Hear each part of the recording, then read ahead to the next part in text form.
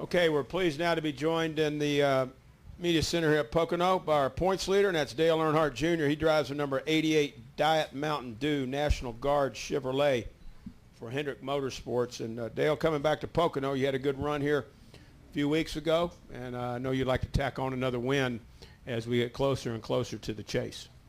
Yeah, we're looking forward to today and getting on the track and practicing and seeing where our speed's at compared to last time we were here. We were a pretty good car. Felt like we had a real fast car in the race a couple months ago. So just ready to go try it out and see what we got.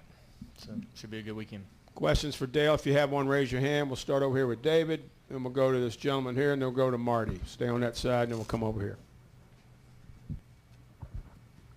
David Newton, ESPN.com. Dale, a few years ago, people were saying you wouldn't win another race. You basically washed up. Kyle Busch would take cracks at you, it seemed like, every other week. Do you feel vindicated now, and did that stuff bother you?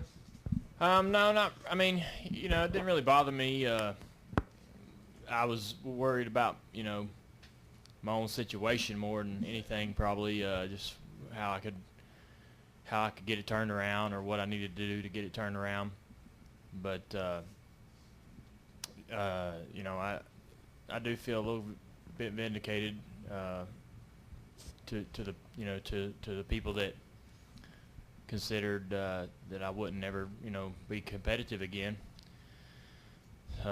Aside from winning a few more races, I don't know how much more of a statement I could have made than that we made, than we made this year. So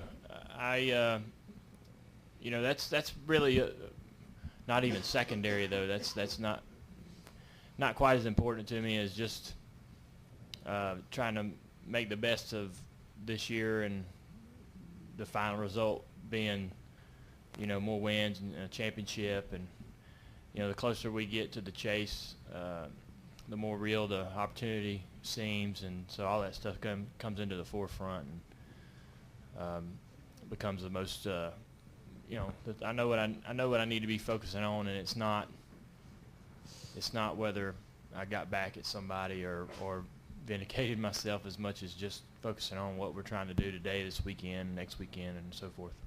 Let's go to this gentleman right here, and then we'll go to Marty. Ryan Shea, News 13 here in the Poconos. Just talk about, if you get to victory lane on Sunday, how you'll be winning $100,000 for one lucky fan here at the racetrack. Yeah, I really don't know much about it, other than I guess the guy at the racetrack is going to pay somebody some money if we win. So,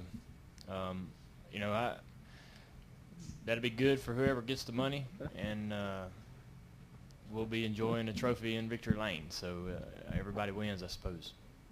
That was fantastic analysis, bud. Marty Smith, ESPN. God, oh, you cracked me up, man. Marty Smith, ESPN. Dale, at this time of year, a lot of times when people have the points lead, they're like, oh, it doesn't matter, we got a lot of racing left. It obviously, after Indy last week, meant a lot to you. It means a lot to you to be in this position. Why does it mean so much to you? It means more, I think I think a lot of people downplay it. I think it means about the same to the other drivers probably, but they downplay it obviously because the guys that are saying that may find themselves in the points lead or battling for it more often than I have been. It's been a long time since I was in the points lead. It's been forever. I can't even recall, when the last time we were in the conversation about the championship. And so these things are, really validating the effort and the work we've done. We've worked really hard. We were in Road Atlanta Wednesday, and it was just as miserable as it could be. It was about similar to the practice there at Kentucky, where it just gassed the heck out of you. And but we worked hard, and we found some speed, and so we've been doing those. We've been having those type of deals all year long, where we're working hard, and there's some gains that are made. I've worked my tail off for most of my career with little gains, and at times no gains, and so this year it's been awesome to do go to the racetrack on a Wednesday or a Tuesday and work with Steve and come away really happy with what happened. So, it's just I'm enjoying that. I'm enjoying the, and the points lead sort of is the symbolic piece to all that effort. The points lead recognizes all that hard work for me, and I think for the team. It really, and I'll say what everybody else says, it's not the championship. We're leading the points today. Ain't as awesome as winning the championship and going to Vegas as a top dog, but it does feel good, 20 races in a year to have put more points on the board than any other team. Okay, let's go with Bob and then Nate. Go ahead, Bob. Bob Hocker, Sporting News. I mean, when ESPN showed the standings, or did you look at the paper and see yourself as the leader? Did you take a second look, or did it raise any emotion in you? And do you feel any sort of different, I guess, kind of aura in the shop at all when walking around as the points leader? No, not so much.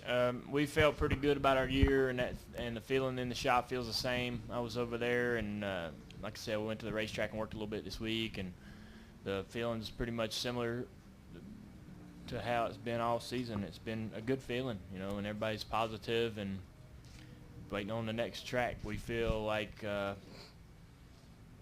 had a good enough car to win here last time, so that's what we've been thinking about most of the week is fuel mileage and where, the fact that we probably could have, we would have made it last year or last race here, and we gave up a opportunity to race for the win by coming down pit road, and that was the call at the time to make. But we, knowing now what we know, it's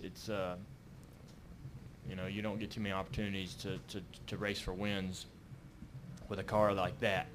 We had a really good car, so hopefully the car is just as good this time, and we'll get another opportunity at it, get another crack at it. That's really all I've been thinking about all week is whether we'll be as good. And every time you go to a racetrack and you're really fast, the next time you go back, you wonder whether that's going to be the case again, because eventually you're not the fastest guy when you go back. Eventually somebody else is. So I hope I get another opportunity like I had this past race at Pocono this weekend, because we could win the race with that kind of car. Go ahead, Nate. Nate Ryan, USA Today. Dale, in addition to the $100,000 thing to the fan here at Pocono Raceway, Texas Motor Speedway also did a thing this week where, in honor of you being the points leader, they put tickets on sale for $88 on the front stretch. What do you make of that? I mean, do you pay attention to that? Do you get a kick out of the fact that the sport kind of tends to hitch its wagon to you when you're having that kind of success and wants to make hay in terms of ticket sales and interest and everything? Did the tickets go up or go down? Down. I think that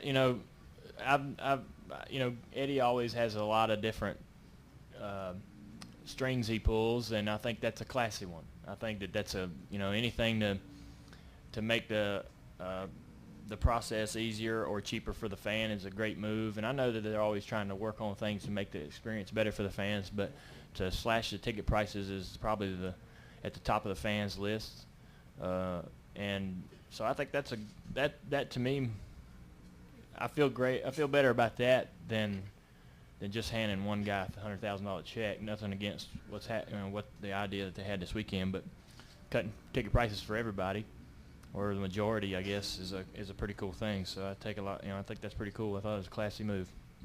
And the Monday after Michigan and South Carolina, gas was 88 cents a gallon. So. That one I don't believe. That one. Okay. Let's go to Jim Utter right here. Jim Utter, Charlotte Observer. Not to revel in the points leader thing, but I wondered if you noticed this week your foundation has given a lot of money to Shepherd Elementary School in Mooresville, and after you took the points lead this week, they put up a big sign congratulating you on your on doing that. And I just wondered, do things like that kind of give you a little extra when it comes from not just from racing?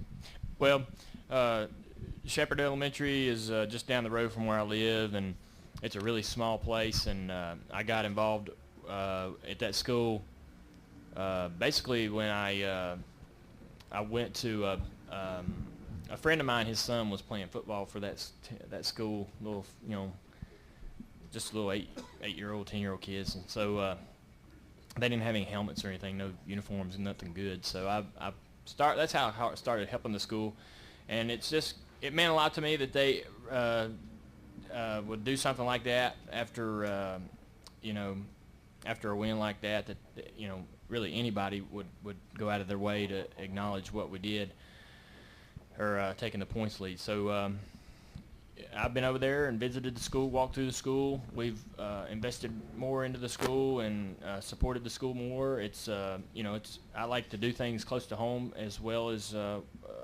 other things that we work with our charities. I like to do some things that I can visually see myself, and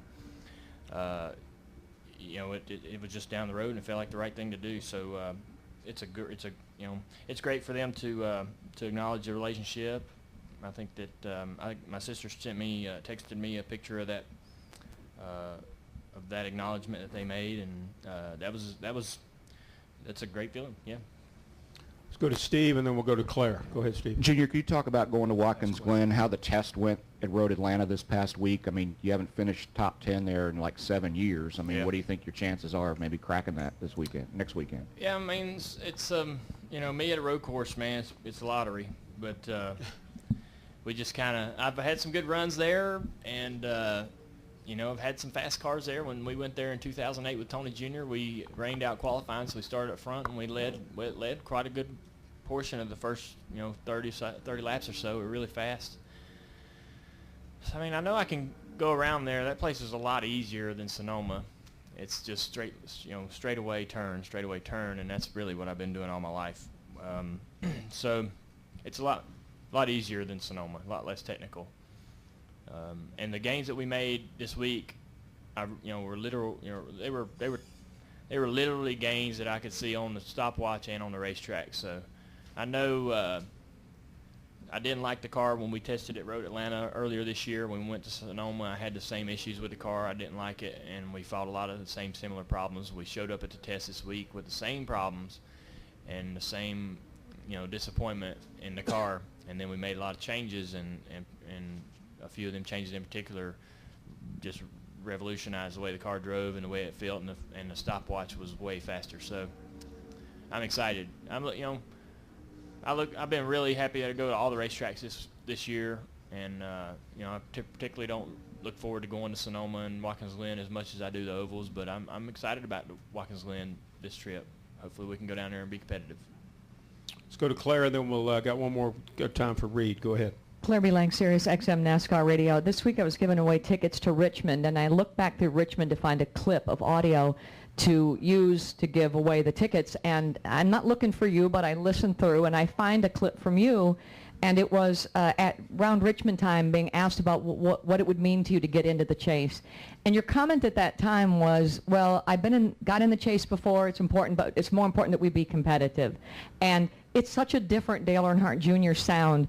It just struck me when I listened to it how much the sound now is different from you. Now, your team is more competitive, but how much do you think the whole feeling has changed for you than a year ago when you said, yeah, it's great getting in the chase, but I just really want my team to be competitive? Yeah, it's 180 degrees really the way I feel and approach the sport and my job now. When I wasn't competitive, that's all you wanted to be is to run up front or run in the top 5, run in the top 10, just have good runs. It didn't make a difference to be in the chase if you weren't going to win the thing and didn't feel like you could win the championship. You were just taking up a spot, just kind of like Tony felt last year when the chase started. So I felt the same way, and I was more worried about being competitive and felt like we still had a lot to gain in that regard than individual accomplishments. And so, as in a broad spectrum, our team just needed to be quite a bit better and faster, and we've gained about what I would consider 70% of that. And I think we got a little bit more we can find. We're still, we're running well, but we're still, we need to win more races. We need to show up and be the fastest car more often. And in my opinion, I mean, we've been quick, but my opinion, we've only been the fastest guy probably once or twice this year. And I don't know if that's good enough. I don't think I'm going to say it's not good enough. And I know our team would like to win more races and to be able to contend for the championship. Our team needs another 10-15%. Final question. Reed Spencer with NASCAR Wire Service. Dale, when NASCAR introduced the COT in 07, 08, some drivers took to it quicker than others. Now that you guys have got that car pretty much dialed in, they're going to throw another one at you next year. Is that a source of concern for you, or do you look at it more as an opportunity for you and Steve to progress? It's a source of concern just because it's a big change, but the chassis is the same, and I really like the look of the car. I think it's a lot more exciting as far as race cars go to look at. I think fans will grasp it and appreciate it more. I'm with the best organization in the business, and who better to be with to handle a big change like that. So I feel confident that we'll come out with we'll develop this car and understand it and progress with it quicker than most, and I'll be able to enjoy that through performance on the racetrack. That's what I expect to happen. So I'm looking forward to it. I think it's not going to be as big of a deal as far as the COT. COT was a complete revision from the chassis all the way up. So this car's got the same chassis, and so a lot of the bridge ain't quite as long. Dale, thanks a lot, Yep, and thank you. good luck this weekend, okay?